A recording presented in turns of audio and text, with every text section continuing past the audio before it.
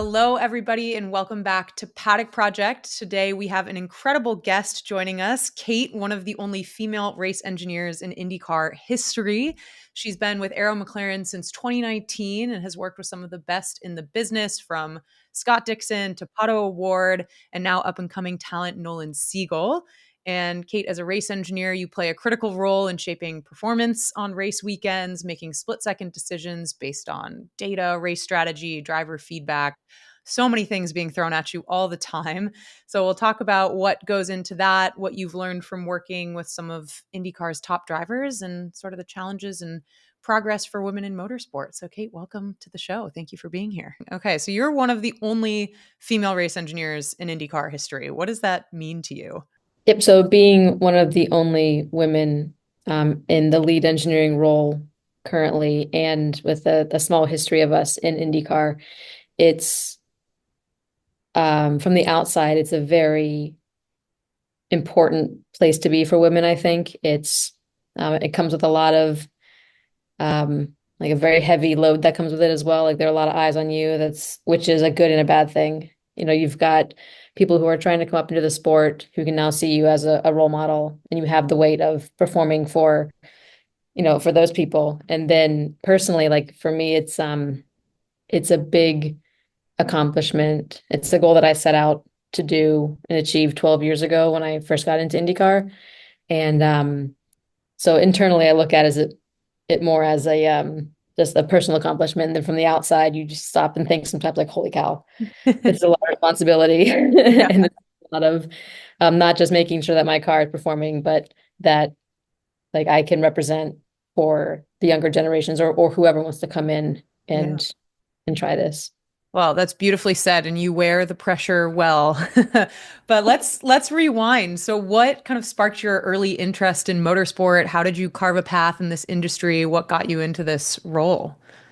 So I grew up around motorcycle racing with my parents, Nice. and I had a dirt bike as a kid and multiple dirt bikes, and my dad was very good at road racing and riding the dirt and stuff and trials riding. So I followed him around to the racetrack, and my mom was into bikes as well, so it was kind of like a family thing. And in high school, I was kind of one of the weird kids. I love physics, but I also loved art and was in drama club, and I was in marching band. Like I was a total those weird kids, and I was either going to go to art school or engineering school because most of my family has gone through art school or some form of creative media, and I'm the only engineer or science person with a science degree in my family.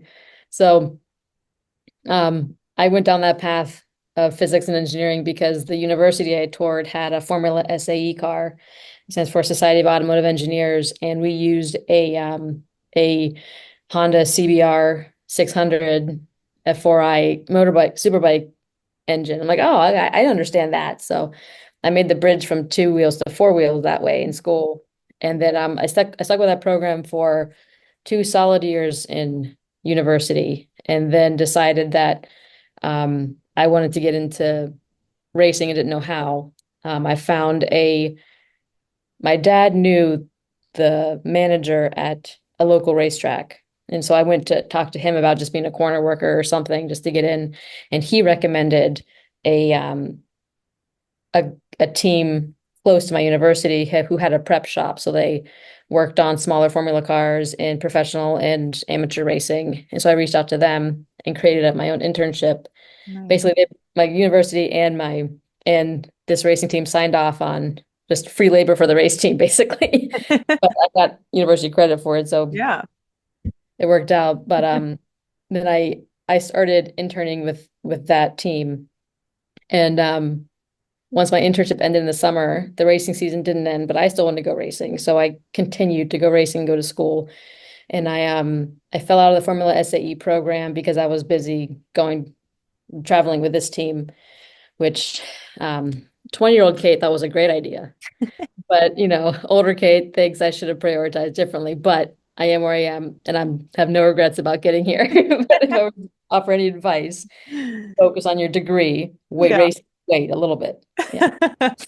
It's amazing how many people we've talked to who have gotten into motorsport in so many different ways, but it often just takes, taking that risk or getting your foot in the door somewhere, creating your own internship or whatever it is. But I love the scrappiness of that. And look where you are now. Oh, for sure. Like you get in all sorts of different ways. It's about Yeah. who you know, when you know them, and just Yeah. making sure you talk to everybody. Yeah, absolutely. So, talk us through. I'm sure there's not a typical race weekend, but if there was one, kind of talk us through a race weekend from your perspective. Like, what are you doing leading up as prep throughout the weekend during the race? How does that look for you? So, leading up to the race, we're in the shop for typically Monday, Tuesday, and on those days, well, Monday, Tuesday, Wednesday. Wednesday's supposed to be a day off, but we all end up No working. days off. No, so the IndyCar series, it's tough. So, Monday and Tuesday, it's you spend a little bit of time debriefing the previous event. What did I learn? What can I do differently? Does any of that apply to the next event? And then you just kind of switch gears. You have to put the other event aside and move on, starting with, okay, what did we like here last time? Was it good, bad? What needs to change? What can I take from my other events? Where do I need to pay attention to? Like where are the big risks that we have around track? What corners are the most important for lap time? What was the balance last year? What was the tire strategy like last year? You just kind of summarize every element of that the best you can into a pre-event report. So mine is just sectioned off into different disciplines from the weekend, and I just chat about each of those events in my report to give me a game plan for the weekend. And then you take that game plan and you throw it out the window because nothing ever goes to plan. But at least you tried something to start. But then you get there on Thursday, you do your track walk, you discuss the plan with the driver, and then the next day is practice, and that is when you get to see what you brought. It's usually a pretty quick practice, so ideally you run off the truck quick, and then you just do a couple changes, and then you're ready to progress to the weekend. But if you're not quick when you come off the truck, you've got a lot of work to do. The Yeah. next day is practice two, and then a quick turnaround for qualifying. And then once we're done focusing on qualifying and making the car fast, now we have to change gears again and focus on making the car last the whole stint. How to Mm, stay competitive, how to keep the tires underneath us, how to save fuel, and how to get from wherever we qualified up to the front. yeah. And then we fly home that night, and then we're back in the shop on Monday, and we just repeat the same process for weeks on end. That's wild. I mean, you must have so much data at your fingertips, and you named some of it, like looking at tire strategy from last year, the balance, like all these sorts of things. But what are you looking at real time to kind of make these calls during a race weekend, during qualifying or the race itself? So for me, I have a lot of people who support me, Yeah. and we're looking at data in the background because I haven't found a way to look at data and talk to the driver and make a decision and tell the creature what to do and gauge what's going on in the session. So I have an excellent team that supports me. Back here, I've got a performance engineer who is looking at data and who's working directly with the driver when it comes to um, where are you down? How can you approach the corner differently? This is what somebody else is doing.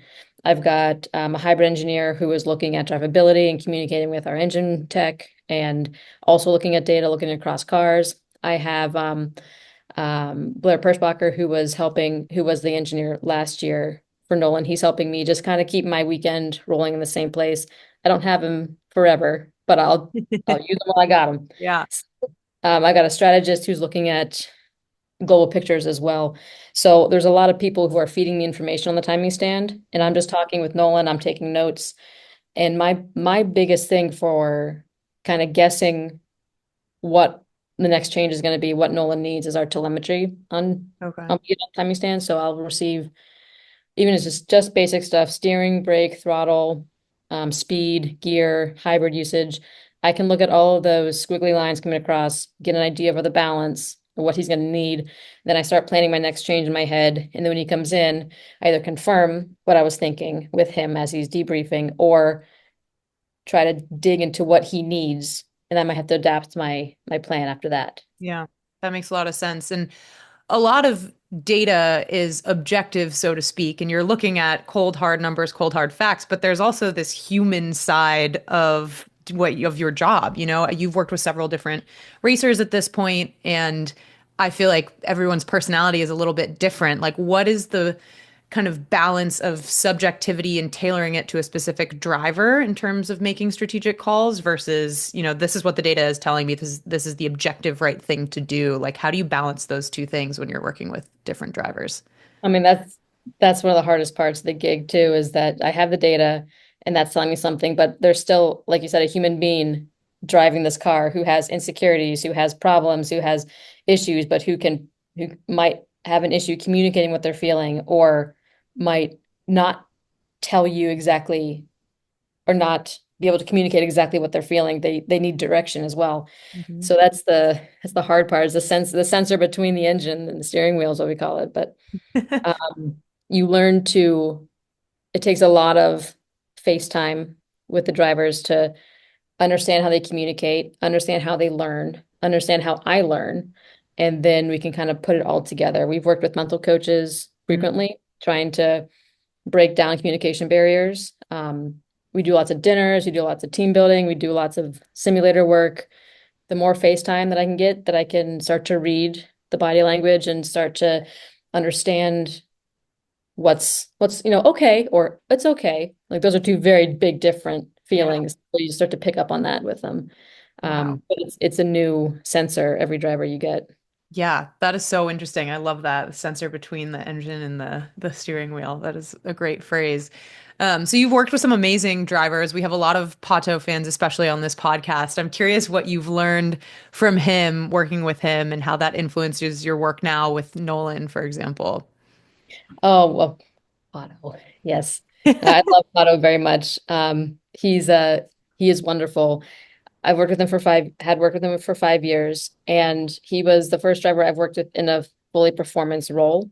Other drivers, I was doing data science or an assistant split role with them, Mm. but this one was the first time I got to be more personally involved with the driver. And it took a couple years to learn how to speak Pato and learn what he wants and needs. And I think some of that, and working with mental coaches and stuff like that with him, and um, figuring out the process there and you can start to see parallels between other drivers or an area where like, well, the Pato's like this, well, this person's like this. Okay, that's different. I can recognize that and I can pivot and learn to adapt for this new person. So learning how to integrate fully with a driver teaches you how to take that process and apply it elsewhere. Yeah, 100%. That makes a lot of sense. What are some of the toughest decisions that you have to make during a race weekend, whether that's, on the radio with the driver or otherwise? What are some of the hardest things? Um, well, I think the hardest part about the job and the decision making is you're making decisions and you're not knowing all of the data. You have to make them by your gut Yeah. sometimes. You don't always have all the answers. You might not always have all the experience, but you have to keep awareness up, see what your teammates are doing.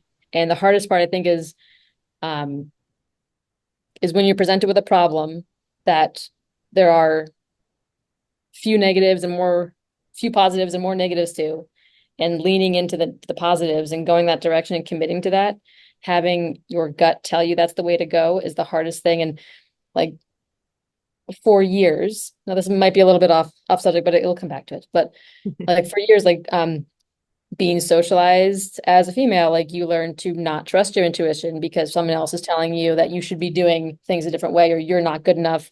This is how it should be done. Like you shouldn't trust these feelings. They should sell you this, you need this. Like it's all this kind of marketing and societal pressures come on you to you start second guessing your intuition.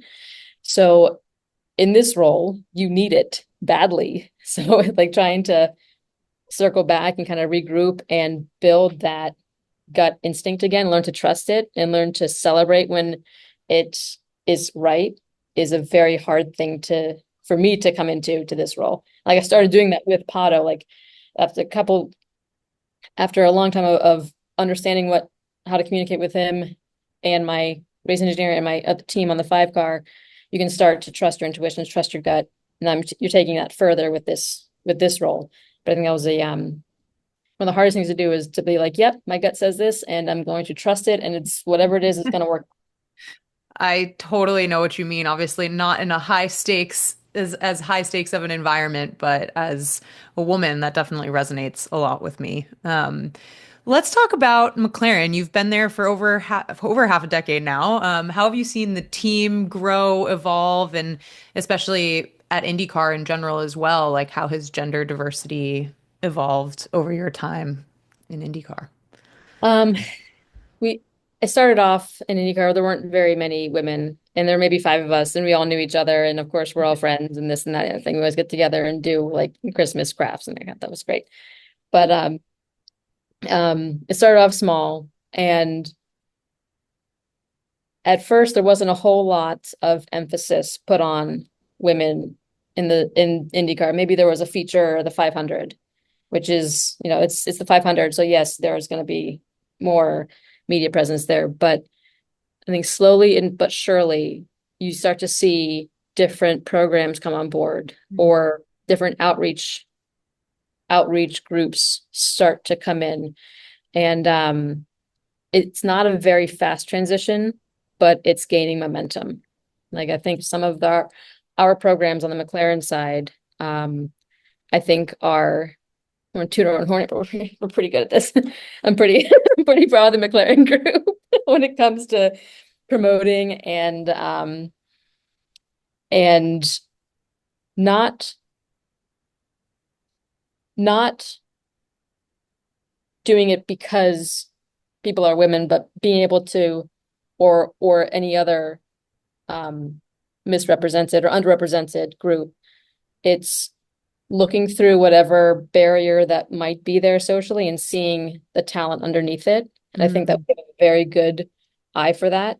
And I think you can see it with our structure and who we've hired, who is on board, who is in leadership roles, who is in charge of different departments and it's just growing. And I think it's fantastic. And I think that like, not only does our groups there are other teams who are promoting this, and I have friends in other teams, and I don't want to Yeah.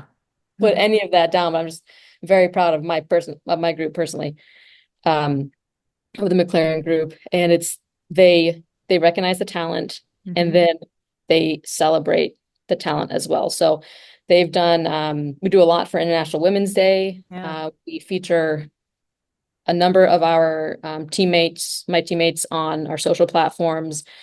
We do it internally too. Like the small gestures every day that help to celebrate that fact that we are all here and that we're inclusive and that we are here because everyone has the talent to be here and has they're all contributing at a high level, regardless of what you look like, what bracket you fit into. Yeah. So it's the recognition, it's the celebration, and it's the awareness that we put out into the world as well. Like with our social platforms and stuff, we are constantly reaching people, letting people know that there are women here who are doing well, that there are people from underrepresented communities here that are doing really well, and you can be that too. Yeah, absolutely. I love to hear that because my own McLaren anecdote is your team was the first team to give us a chance, sort of. We started 3 years ago. At that time, not many women were talking about motorsport in general, and McLaren was the first team to reach out to us and offer us an interview with people on the team and just celebrate even female creators kind of outside the sport. And it really just has gone such a long way. And I'm so glad to hear that that's the feeling internally as well, because that's certainly my perspective from the outside, but Yeah, it seems it like, surely is. Like yeah, it's a big deal here, and we're very proud of everyone who works here, and yeah, I'm proud to I be love part of it. that.